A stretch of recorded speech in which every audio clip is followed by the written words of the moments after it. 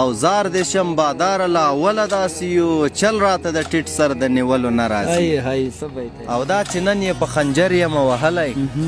په ګل ویشتی وم همدې خلکو له شان فل ګرم دی مکمل یاران دي خو زړه مې ډک دی ټکوم خالي لاسونه څه خورمرې مرمرې وجنګوه ملا صاحب را پخلا یې کړه او د خدای ظالمه څه کمیږي دی نه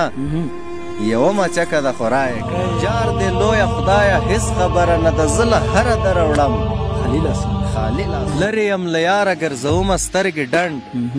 خدای دې پاتې مه کړه تورې کرښې د ډیورنډ یو ستا بېلتون خانه خراب نه دی داسې سلګونه غمه نور لرو مور خو وطن و او لیلام مو کړ بیا چاته ونه وایئ مور لرو ته چېرته یې خدای ومنه سا نشم اخیستی ستا لارو ته مې سترګې په کاتره ووتې او توف ژونده چې تمام نشوي په دومره اذیت چې تکې تورې وینې مې په خوله راووتې د ننګونو او شملو ټاټوبی پکتیا ولایت ته راغلي یو دلته موږ د تیرې سیمه کې قرار لرو او زموږ ډېر نیازبین او ګران یار ببرزی اوسار صاحب راسره شتون لري تاسې به ډېرې ملګرو غوښتنه وه چې اوسار صاحب مو ورک کړی دی نو دغه د اوسار صاحب مو را پیدا کړی دی له ده به خوږه خوږه شعرونه او نظمونه تاسو سره شریک وو راځئ دغه پروګرام موږ سره تر پایه تعقیب کړئ ملتیا مو وکړئ اوسار صاحب په دې خپل پروګرام کې درته د ډېر اوږد ځنډ وروسته د بیا ځل لپاره ډېر زیات ښه راغلاست درته وایم ستړی مه شي مننه زریات صاحب سلامونه تاسو ته د زریات د پاڼې ټولو لیدونکو ته الله دې وکړي چې تاسې به هم ښه وئ ملګري به هم ښه وي جارشم ډېره زیاته مننه کوم چې بیا تر پکتیا راغلی زحمت مو وکړ کور مو ودان ډېره زیاته مننه زریات صاحب ډېره مننه اوسار صاحب لیدونکي ستاسو د شاعرۍ بیخي زیات تقاضا غوښتنه به یې کوله که نه هغه به م ډېر په تمه وي چې اوسار صاحب څخه بیا څه واوري څه در سره وي نه وي تازه څه مو لیکلي وي درڅخه اوري جار دې شم ډېره زیاته مننه مړه چې شي نو بیرته په ژړلو نه راځي مړه چې شي نو بیرته په ژړلو نه راځي ځکه خو ارمان د چا د تللو نه راځي او زار دې شم باداره له اوله داسې یو چل راته د ټیټ سر د نیولو نه راځي څه به یې تیاره بیا مې اورو جار شم زار دې شم باداره له اوله داسې یو چل راته د ټیټ سر د نیولو نه راځي څه وایي چې سل د سپیو یو وي د زمرو ماته یې پروا ځکه د سلو نه راځي دا مه اوره یاره قربان شم څه وایي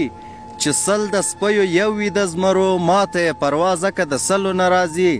او رزق چې تمام شي بیا که هر څنګه وي مرې ژوند په چاپلوسۍ او ښکلولو نه راځي حقیقت ته یار او څه وکړمه زړه مې ورته ډک دی خو اوسار ډېر د خدای یاغي دی په منګولو نه راځي بله ښایسته یاره جار شم مننه زریات صاحب بل غزل داسې دی لږ شوخ دی چې یا یې په زور یا په رضا یې کړه یا یې په زور یا په رضا یې کړه ستا یو بنده غواړم زما یې کړه او څه خورمرې مرمرې وجنګوه ملا صاحب را پخلا یې کړه جار شم څه خورمرې مرمرې وجنګوه ملا صاحب را پخلا یې کړه او د خدای ظالمه څه کمیږي دی نه یوه مچکه د خورا یې کړه څه به یې بیا جار شم د خدای ظالمه څه کمیږي دی نه یوه مچکه د خورا یې کړه روغه جنۍ و نازوله به یې وړه شیشکه و بلا یې کړه او د خدای لوفر دی لیونی اوسار ښکلې ځواني و تباه یې کړه جار یاره قربان شم یاد صاحب بل غزل داسې دی چې راکوي چې هره دم خالي لاسونه وخت راغلی دی او یم خالي لاسونه تش راغلی یم له لرې وطن مورې ځکه شاته پټوم خالي لاسونه او جار دی لویه خدایه هېڅ خبره نه ده زه له هره دره وړم خالي لاسونه او مجبوري ده د غربت مېرمنه واخلم ته به ولې تلې صنم خالي لاسونه قربان شم مجبوري ده د غربت مېرمنه واخلم ته به ولې تلې صنم خالي لاسونه محفل ګرم دی مکمل یاران دي خو زړه مې ډک دی ټکوم خالي لاسونه هو په زړه سخت وم خو سخته ژړا راغله چې له ډکه ښاره تلم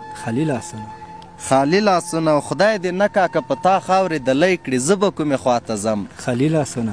خالی لاسونه او دا زما د لیوني او سار مزار دی چې تیرېږم پرېږدم خالی لاسونه خالی لاسونه